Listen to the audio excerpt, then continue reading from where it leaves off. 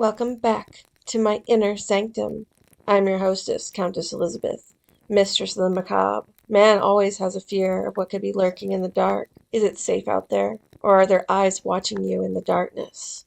That's why humans have the sense of being watched as a survival instinct. For instance, where beasts lurk in the darkness, watching them. Although humans have this sense of being watched, there are a few unfortunate souls who become dinner for those beasts of the night. Today, we will talk of such beasts. The lions of Tsavo were such creatures of the night. So let's go on safari to the Serengeti and explore our grotesque curiosity. Tucked within an arresting collection of taxidermied animals from Africa in the Rice Gallery, the man-eating lions of Tsavo are two of the Chicago Fields Museum's most infamous residents. The story of the Tsavo lions begins in March 1898.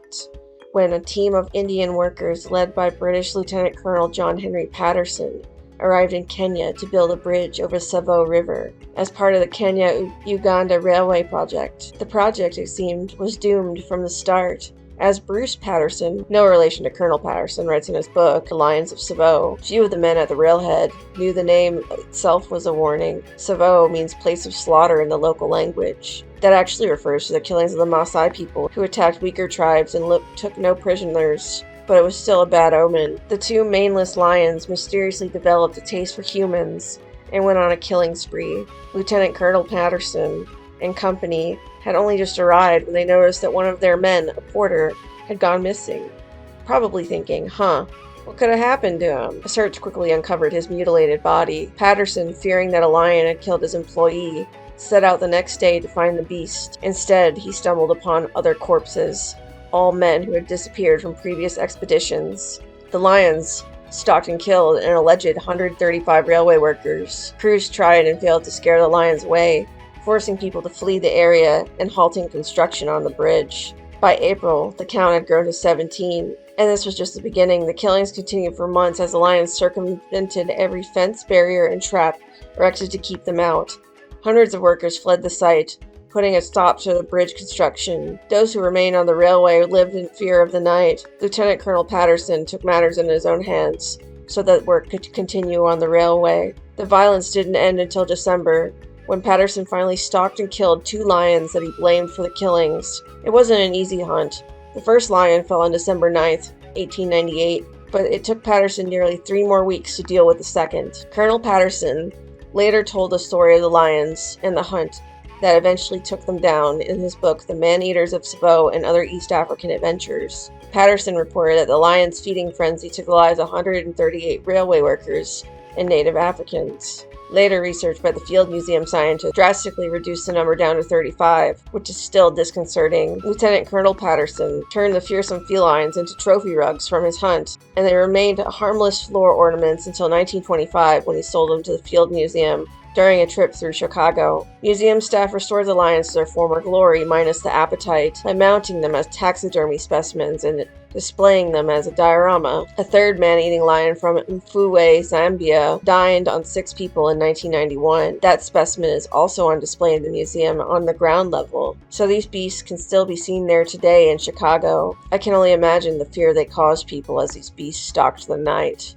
However, museums wanted to know how many souls ended up in the beasts' bellies. Using archival documents, Assistant Collection Manager Tom Noska and Adjunct Curator Julian Kurbis questioned whether the lions had eaten as many people as initially reported. In 2008, a team of scientists, including the Field's Bruce Patterson, no relation to Colonel Patterson who killed the lions, helped discover how many people the lions actually ate. The scientists examined the lions' skeletons and pelts, specifically the bone collagen and hair keratin levels, to get a more accurate picture of what the lions had been eating in the months leading up to their death. This research revealed that the lions ate closer to 35 humans, about 100 fewer than Colonel Patterson's original estimate, but it's still 35 people who ended up in the bellies of these lions. The bigger mystery, though, is why the Tsavo lions got an appetite for people in the first place. Was it food scarcity and desperation?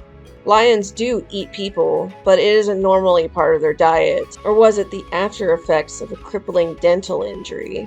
Several researchers, including Bruce Patterson, no relation, and Larissa DeSantis of Vanderbilt University, have just been captivated by these lions as museum goers who flock to the display. Using the state-of-the-art technology to research the lions' skulls, they found the wear patterns on the teeth resembled those of zoo lions, which eat soft food and do not crack bones. Aw, poor zoo lions. Previous X-ray imaging of the lion's remains found that they suffered from severe dental issues, including a root-tip abscess in one of the lion's canines. Researchers now believe that the two lions of Tsavo, as well as the Mfuwe lion, also on display at the Field Museum, switched to humans for practical reasons. They were easier to catch and to chew. I mean, most humans are already like a bratwurst on legs. Research continues to this day.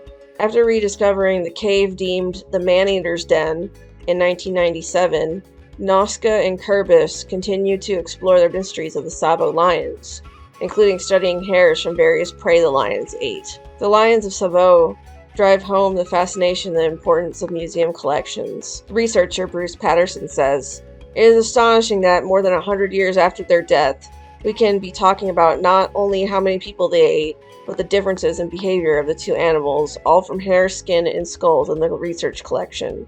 Well, that was truly a grotesque tale. So the lions of Tsavo, and other instances such as the Mfuwe lion, show that they will go after humans mostly because we're easy prey to them, and, well, may the souls of the people who were turned into kitty chow rest in peace. Thank you for watching the video.